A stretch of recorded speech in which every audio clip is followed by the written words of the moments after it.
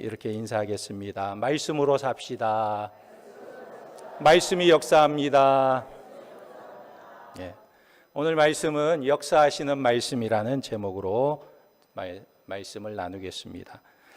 빈센트 반 고흐가 여동생에게 보낸 편지 중에 이런 내용이 있습니다. 너의 독서는 내 행동에 자극이 되는 힘을 찾기 위해서이다. 그러나 나의 독서는 그 책을 쓴 사람을 찾기 위해서이다. 그랬어요. 여러분은 성경을 읽을 때 성경을 읽는 목적이 무엇입니까? 우리는 마음의 불안을 이기기 위해서 성경을 열기도 하고, 또는 용기를 얻기 위해서 성경을 열기도 하고, 앞길을 찾기 위해서 성경을 열기도 합니다. 또는 말씀을 가르치기 위해서 성경을 열기도 해요. 그런데 성경을 읽는 가장 중요한 목적이 있다면 그것이 무엇입니까? 그리스도를 만나는 거예요. 예수 그리스도를 만나는 것입니다. 바울은 환난과 핍박을 당하면서도 기뻐하고 감사하는 색다른 이유가 있었는데, 그것은 바로 하나님의 말씀에 대한 교인들의 태도를 보면서 기쁨과 감격을 가졌습니다. 어떤 태도냐면, 데살로니가 교인들은 하나님의 말씀을 받을 때 사람의 말로 받지 않고 하나님의 말씀으로 받았다는 거예요. 그래서 바울에게는 말씀을 전할 때마다 기쁨이 충만했습니다.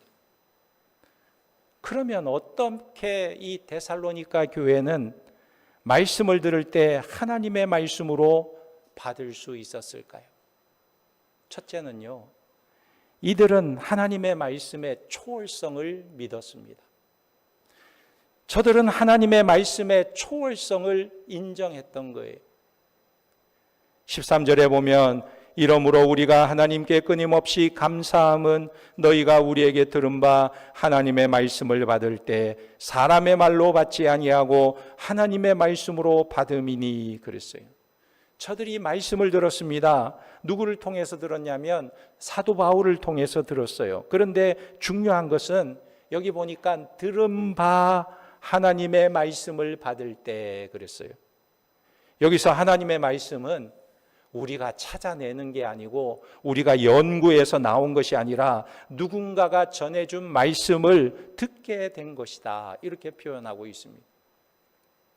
다시 말해서 말씀은 위로부터 들려지는 말씀이라는 거예요.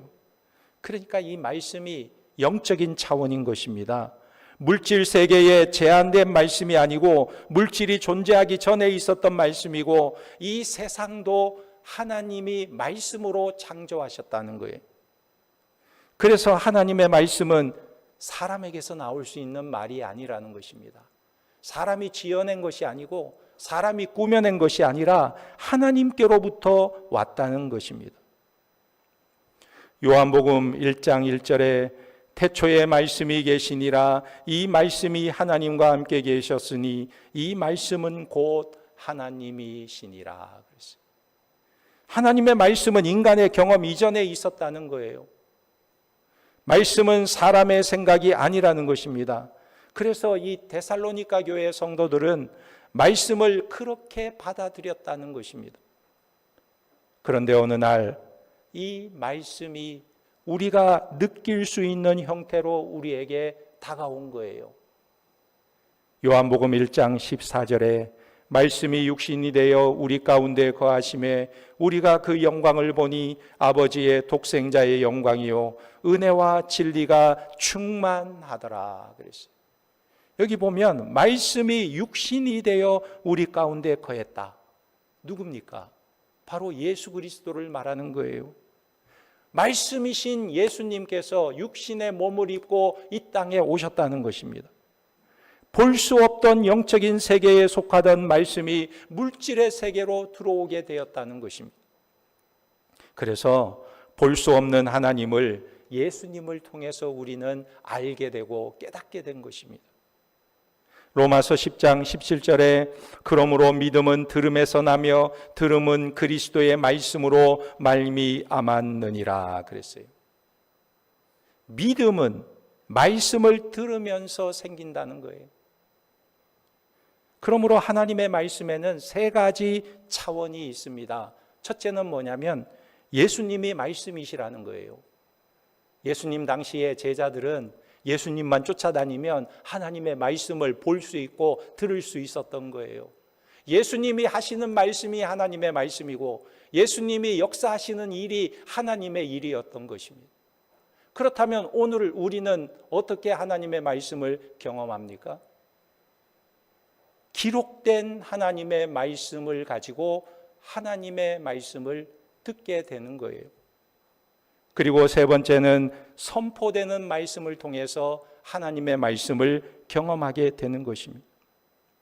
1866년에 러시아의 문호 도스토옙스키가 죄와 벌이라는 위대한 작품을 발표했습니다.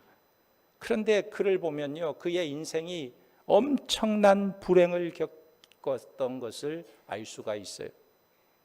그의 인생의 여정을 보면 너무나 고달프고 힘든 삶이었는데 어떻게 이렇게 죄와 벌이라는 대작을 탄생시킬 수 있었을까? 이해할 수가 없을 정도였습니다. 그의 삶을 보면요, 그는 16살의 어린 나이에 아버지가 살해되는 장면을 목격하게 됩니다. 그는 고아로 성장하면서 복수심으로 청년 시절을 보내게 되고 나중에 혁명당에 가담해서 세상을 뒤집어 엎으려는 꿈을 가지고 살아갑니다. 그런데 그가 체포되어서 사형 선고를 받게 되는데, 그런데 황제가 그의 천재적인 문학성을 생각하면서 죽이기에는 너무나 아까운 인재다 생각이 되어 그를 시베리아로 유형을 보냅니다. 그래서 그는 시베리아에서 유형 생활을 하면서 결혼을 하게 되었는데, 그의 아내는 결혼 전에 사귀던 남자와 불륜을 저지르게 되는데, 이 도스토옙스키가 이 일로 인하여 말할 수 없는 정신적인 고통을 겪게 됩니다. 결국 그의 아내도 병들어서 죽게 되고 그는 다시 재혼을 하게 됩니다. 그런데 그가 낳은 첫 아들이 추위와 굶주림으로 인해서 어린 나이에 그만 병들어서 죽고 맙니다. 그리고 자신도 병에 걸려서 평생 폐결핵과 간질병으로 고생을 하게 됩니다. 그런데 이 도스토옙스키가 이런 말을 했어요. 자기의 병을 이렇게 말했습니다. 나의 병은 거룩한 병이다 그랬어요. 그 신체의 고통이 자신의 신앙을 굳게 만들고 자기 삶에 의미를 주기에 거룩한 병이다 이렇게 고백한 거예요. 그러니까 고난 속에서도 낙심하거나 절망하지 않았습니다. 그뿐이 아니었어요. 그의 삶에 일관된 주제가 있었는데 그것은 고통과 흑암은 행복과 광명을 주기 위한 하나님의 시련이다 이렇게 표현을 했습니다. 그가 어떻게 그런 고통의 힘든 인생을 바꿀 수가 있었을까? 어떻게 절망적인 인생을 희망적으로 묘사할 수 있었을까? 그것은 바로 이 도스토옙스키가 하나님의 말씀을 경험했기 때문이었습니다. 엄청난 삶의 질적인 변화는 하나님의 말씀을 경험할 때 일어난 거예요. 그가 시베리아 강제 노동 수용소에서 끝없는 유배 생활을 하고 있는데 낮에는 노동에 시달리고 저녁에는 외롭고 고독한 시간을 보내게 됩니다. 그런데 그때 어느 아주머니가 그에게 성경책 하나를 건네주었어요. 그런데 그 성경을 읽으면서 자기의 인생관이 바뀌기 시작한 것입니다. 불안하고 저주받은 인생이고 복수심으로 불타던 인생이 달라지기 시작한 것입니다. 그에게 말씀이 없었더라면 그의 인생은 아마 고통 속에 허덕이다가 그 인생을 마감했을 거예요. 그러나 그는 모든 고난과 역경을 하나님의 말씀을 읽으면서 죄와 벌이라는 불의의 명작을 남기게 된 것입니다. 여러분, 우리의 삶의 희망은 오직 역사하시는 하나님의 말씀인 줄 믿으시기 바랍니다. 지금 우리의 삶도 마찬가지예요. 하나님의 말씀이 없으면 우리에게는 희망이 없는 것입니다. 우리의 현실, 우리의 삶, 우리의 모든 미래도 마찬가지예요. 하나님의 말씀이 들려지지 않으면 우리에게 소망이 없는 것입니다. 이 세상의 문제는 무엇이냐? 하나님의 말씀이 들리지 않기 때문에 문제가 심각한 거예요. 아모스 선지자가 한 시대를 평가했습니다. 이 시대가 왜 이렇게 암울하고 왜 이렇게 어두운가? 그 이유는 바로 말씀의 기갈 때문이다 그랬어요. 사람들이 하나님의 말씀을 듣지 않아요. 말씀을 듣지 않으니까 희망이 없는 것입니다. 어두워지는 거예요. 두 번째로 데살로니가 교회 성도들은 어떻게 하나님의 말씀으로 받았을까? 이 말씀이 우리의 삶에 관계성이 있음을 저들은 믿었던 것입니다. 13절에 보면 이러므로 우리가 하나님께 끊임없이 감사함은 너희가 우리에게 들은 바 하나님의 말씀을 받을 때 사람의 말로 받지 아니하고 하나님의 말씀으로 받음이니 진실로 그러하도다. 이 말씀이 또한 너희 믿는 자 가운데에서 역사하느니라 그랬어요. 데살로니가 교회 성도들은 누구의 말을 하나님의 말씀으로 받아들였습니까? 바울이 전하는 말을 하나님의 말씀으로 받아들였다는 거예요. 이것은 말씀의 관계성을 말하고 있는 것입니다. 하나님의 말씀으로 받을 때 하나님께서 역사하시는 거예요. 구약 성경에 보면 하나님의 말씀을 소중히 여기면 하나님께서 그 인생을 책임지지만 하나님의 말씀을 가벼이 여기고 소홀히 여기면 하나님께서도 그를 소홀히 여기시는 것을 보게 됩니다. 사울 왕을 보면요, 사울 왕이 하나님의 놀라운 은혜로 이스라엘의 초대 왕이 됩니다. 하나님께서 그를 이스라엘의 초대 왕으로 세워주셨어요. 그런데 그가 나중에는 왕이 되고 나서 어떤 삶을 사냐면 하나님의 말씀을 소홀히 여기는 것입니다. 사무엘상 13장 13절에 사무엘이 사울에게 이르되 왕이 망령되이 행하였도다. 왕이 왕의 하나님 여호와께서 왕에게 내리신 명령을 지키지 아니하였도다.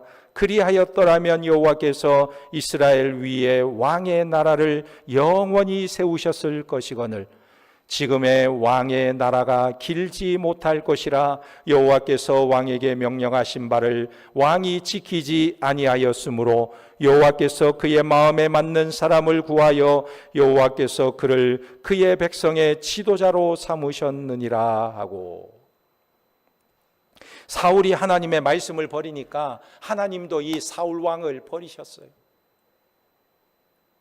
예수님 당시에도 많은 사람들이 예수님을 찾아다니고 예수님을 쫓아다녔습니다. 그런데 저들이 예수님이 하시는 말씀을 다 받아들였느냐? 그렇지 않아요. 자기들의 마음에 원하는 것만 받아들였어요. 자기들이 원하는 말씀만 받아들인 거예요. 그러나 베드로 사도는 요한복음 6장 68절에 이렇게 말하고 있습니다. 시몬 베드로가 대답하되 주여 영생의 말씀이 주께 있사오니 우리가 누구에게로 가오리까 그랬어요. 주님의 말씀을 온전히 받아들이겠다고 고백하고 있는 것입니다. 우리가 주님의 말씀을 온전히 받아들일 때 우리의 삶에 변화가 일어나는 것입니다. 지난주에 역대상을 묵상했는데 거기에 보니까 다윗이 내가 왜 이렇게 큰 복을 받았는가? 내가 어떻게 이런 놀라운 은혜와 복을 받았는가? 고백하면서 다윗이 하나님 앞에 이런 고백을 드립니다. 하나님이여 어찌하여 나에게 이런 은혜를 베푸시나이까? 나같이 초라하고 나같이 보잘것없는 자에게 어찌하여 이런 놀라운 은혜를 베푸시나이까 고백합니다. 그러던 어느 날 다윗이 자기는 백향목 아름다운 궁전에서 살고 있는데 여호와의 계는 천막 속에 있으니까 그 마음에 자기는 좋은 집에 살고 있는데 하나님의 개는 천막에 있으니까 마음이 너무나 아팠어요. 그래서 나단 선지자에게 말합니다. 선지자여, 내가 하나님의 성전을 지어드리기를 원하나이다. 그러자 이 선지자가 그 말을 좋게 여기고 다윗에게 말하는 거예요. 왕이여, 왕이 마음에 품은 대로 하소서. 왕이 마음에 원하는 대로 하시옵소서. 그렇게 말해주고 돌아가서 밤에 기도하는데 하나님께서 나단에게 말하는 거예요. 다윗은 내 성전을 짓지 못한다. 그는 많은 사람의 피를 흘렸기에 내 성전을 짓지 못한다 그랬어요. 그리고 다윗에게 짓지 못할 것이라고 전해라 말씀하신. 여러분, 나단이 좀 전에는 왕이시여 그렇게 하시옵소서 그랬는데 이제 가서 하나님께서 말씀하시기를 짓지 못한다 하십니다. 이 말을 어떻게 전할 수 있을까요? 그러나 나단이 다윗에게 가서 있는 그대로 하나님이 말씀하시는 대로 그 말을 전했어요. 이때 다윗의 태도가 중요한 것입니다. 다윗이 그 말을 그대로 듣고 순종하는 거예요. 그리고 하나님의 뜻을 깨닫고 하나님을 오히려 찬양하는 것입니다. 또 다윗이 밧세바를 범했을 때 나단이 찾아와서 다윗 왕을 책망합니다. 왕이여, 당신이 죄인입니다. 당신이 남의 아내를 빼앗고 그 주인을 죽인 살인자입니다. 이렇게 지적하자 다윗은요, 자기의 부끄러움을 숨기기 위해서 그 나이 많은 나단 선지자 하나쯤은 죽여버릴 수도 있고 없애버릴 수도 있는데 다윗이 그렇게 하지 않고 그 선지자의 말을 하나님의 말로 받아들여요. 그리고는 선지자 앞에 무릎을 꿇고 회개하는 것입니다. 그래서 하나님께서 이 다윗을 가리켜서 뭐라고 말씀하시냐면 저 다윗은 내 마음에 합한 자라 말하고 있는 거예요. 왜 다윗이 마음에 합한 자가 되었습니까? 그가 죄가 없어서가 마음에 합한 자가 아니라 그가 하나님의 말씀을 하나님의 말씀으로 받아들였기에 하나님께서 내 마음에 합한 자라 말씀하신 것입니다. 이것이 바로 믿음의 사람인 거예요. 우리가 많이 기도해도 응답받지 못할 때가 있어요. 그 이유가 무엇입니까? 우리가 하나님의 말씀에는 귀를 막고 내 간구만 매일매일 드리게 되면 하나님의 응답을 받을 수가 없어요. 하나님의 말씀에 귀를 기울여야 하는 것입니다. 그럴 때 하나님의 응답을 경험하게 되는 거예요. 조지 뮬러라는 사람은 5만 번 이상 기도 응답을 받은 사람이에요. 기록한 것만 5만 번 이상. 이 사람은 원래 독일 사람이었습니다. 그가 아프리카 선교사가 되려고 영국에 가서 공부를 하게 되었는데 평소에 거리에 많은 고아들을 보면서 자기가 선교사가 되려고 했던 거예요.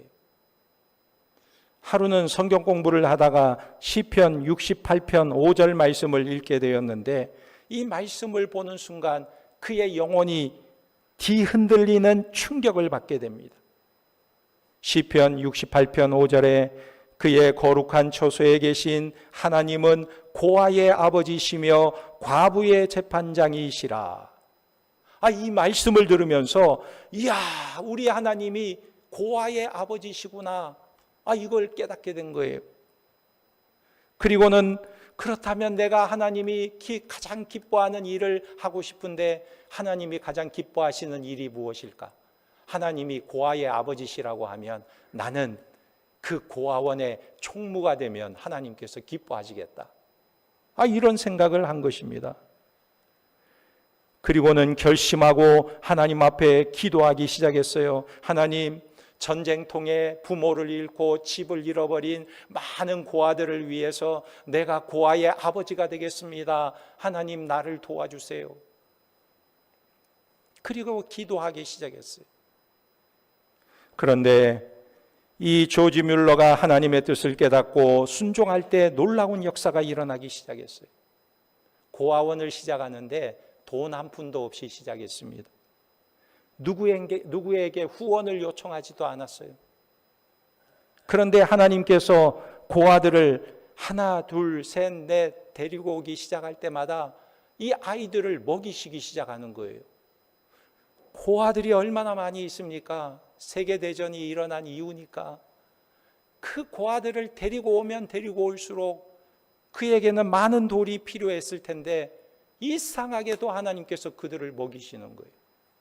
나중에는 고아들이 2,000명이 되었는데도 하나님께서 그들을 먹이시는 것입니다. 그가 한 번도 고아들을 먹이기 위해서 사람들에게 돈을 꾸거나 후원을 요청한 적이 없었다고 그래요. 그의 전기를 보면 나는 한 번도 사람들에게 내가 어렵다거나 돈이 없다거나 아이들이 굶게 되었다거나 그렇게 말한 적이 없다. 오직 하나님께 엎드려 기도했다.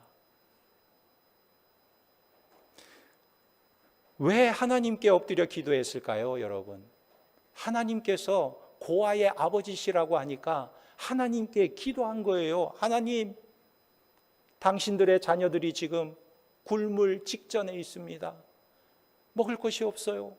하나님께 기도하면 하나님께서 응답해 주셔서 먹을 것을 즉시 공급해 주시는 것을 그가 경험하게 된 거예요. 오늘 데살로니가 교인들은 바울을 감동시켰습니다.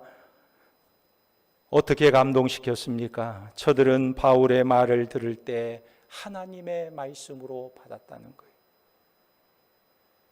그가 말이 어눌하고 글에는 아주 명필이지만 바울은요, 설교할 때 말은 좀 어눌했다고 그래요.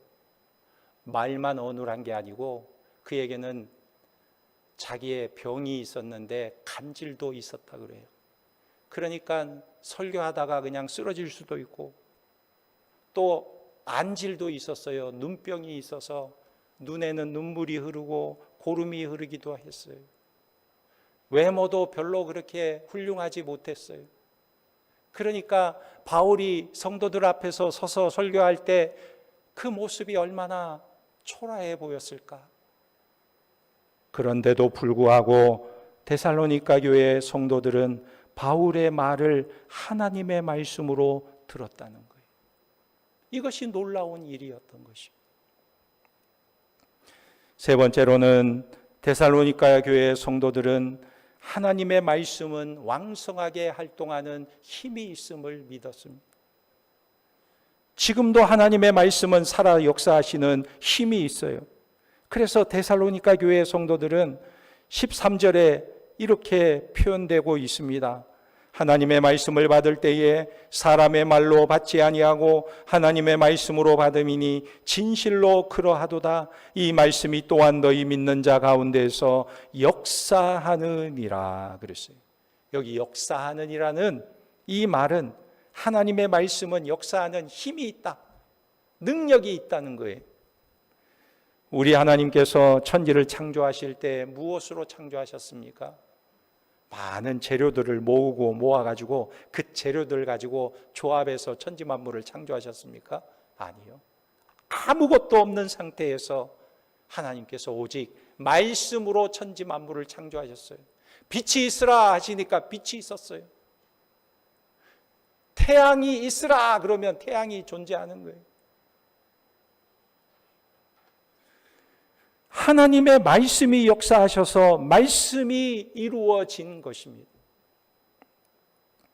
말씀의 에너지가 얼마나 강렬한지, 얼마나 힘이 있는지, 여호와의 말씀은 완전하여 영혼을 소생시키시고 그랬어요. 그러니까 그 말씀이 우리를 살리고 고치는 능력이 있는 것입니다. 시편 119편 109절에 나의 생명이 항상 위기에 있사오니 나는 주의 법을 잊지 아니하나이다 그랬어요. 여기 시인이 자기가 생명의 위기 가운데 있어도 나는 주의 법을 절대 잊지 않겠다 고백하고 있습니다. 왜 그렇습니까? 시편 107편에 보면 그가 그의 말씀을 보내어 그들을 고치시고 위험한 지경에서 건지시도다 그랬어요. 하나님의 말씀이 나를 고치시고 하나님의 말씀이 나를 위험한 지경에서 건져내시는 놀라운 역사를 일으키신다는 거예요. 그러니까 우리가 힘들고 병들었거나 어려울 때 더욱 하나님의 말씀을 붙들고 하나님께서 우리와 함께 하심을 우리는 믿어야 하는 것입니다. 아무리 힘들고 아무리 어려워도 하나님의 말씀을 붙들 때 그 말씀이 우리에게 능력이 되는 거예요. 여러분, 배너를 아십니까? 배너. 유명한 영화, 명화 중에 명화죠. 이 배너는 미 육군 퇴역 장군인 루 윌리스라고 하는 소설가가 쓴 작품을 영화로 만든 거예요. 그런데 윌리스가 이 작품을 쓴 동기가 아주 우연한 상황이었습니다. 어느 날 그의 친구인 법 잉거솔이라는 사람, 무신론자인데 이 사람과 대화하는 중에 그가 이런 말을 했어요. 당신이 만약에 성경이 거짓말이라는 것을 증명할 수 있다면 당신은 예수보다도 훨씬 더 위대한 사람이 될 수 있을 거야. 인기도 많아지게 될 거고 돈도 많이 벌 수 있을 거야. 이 이야기를 들은 거예요.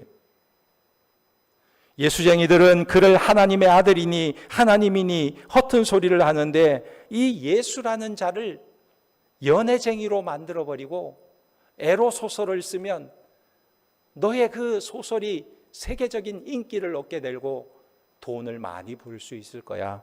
이렇게 말한 거예요. 그는 전역을 한 이후에 이것저것 할 일을 찾아보았는데 별로 신통한 일이 없었습니다. 장군으로 전역했으니 아무 일이나 손댈 수는 없었고, 그래서 이 윌리스는 생각다 못해 전에 기차 안에서 이야기해 준 잉거솔 대령이 말한 대로 예수를 연애쟁이로 소설을 쓰면 내가 큰 돈을 벌 수 있겠다, 이 생각을 한 거예요. 그래서 에로 소설을 쓰려고 마음을 먹게 된 것입니다. 그러기 위해서는 어떻게 해야 될까요? 예수에 대해서 소설을 쓰려면 성경을 읽어야지요. 성경 속에 예수를 찾아내야죠. 그래서 그는 성경을 읽기 시작했습니다. 그뿐만 아니라 직접 이스라엘로 가서 자료도 찾기 시작했어요. 그런데 참 이상한 일이 생겼습니다. 그가 성경을 읽고 자료를 모으면 모을수록 그의 마음에 점점 변화가 일어나기 시작하는 거예요. 예수는 진실로 하나님의 아들이시며 역사적으로 실존하는 인물임을 그가 깨닫기 시작하고 확신하게 되는 것입니다. 마침내 그가 목적한 소설의 원고가 끝났어요. 그런데 처음 계획한 것과는 전혀 딴판의 글이 쓰여지게 된 것입니다. 그가 글을 다 탈고한 후에 그는 자기도 모르게 의자에서 내려앉아 무릎을 꿇고 엎드려 기도를 드리게 되었습니다. 무슨 기도를 했냐면, 주여, 진실로 주는 하나님의 아들이시요 나의 구주이십니다. 이런 고백을 한 거예요. 성경이 거짓이고 예수님이 허구라는 것을 밝히려고 소설을 쓰기 시작했는데, 그 예수에 대해서 연구하고 책을 읽고 성경을 읽고 자료를 수집하면 할수록 예수가 하나님의 아들이요 메시아이고 하나님이시라는 것을 고백할 수밖에 없었다는 거예요. 그가 하나님을 만난 거예요. 성경을 읽다가 하나님을 만나게 된 것입니다. 오늘 우리도 우리 삶 속에 역사하시는 하나님, 이 하나님을, 말씀을 가까이 함으로 만나고 체험하는 하나님의 백성들이 다 되시기를 예수님의 이름으로 축원합니다. 아멘. 기도하겠습니다. 하나님 아버지, 우리 가운데 살아계신 하나님을 만나는 삶이 되기를 원합니다. 주님과 동행하는 삶이 되기를 원합니다. 말씀이 육신이 되어 이 땅에 오신 예수님과 동행할 수 있기를 원합니다. 성령께서 역사하여 주시어서 깨닫게 도와주시고 말씀을 읽을 때마다 그 말씀이 우리의 마음을 비추어 주시고 우리의 생각을 변화시켜 주시고 그 말씀이 역사하시는 능력을 따라 우리가 하나님의 일하심과 역사하심을 날마다 경험할 수 있도록 은혜를 베풀어 주시옵소서. 주님과 동행하는 삶을 살아갈 수 있도록 역사하여 주시옵소서. 모든 것 주님께 의지하오며 예수님의 이름으로 기도하옵나이다. 아멘.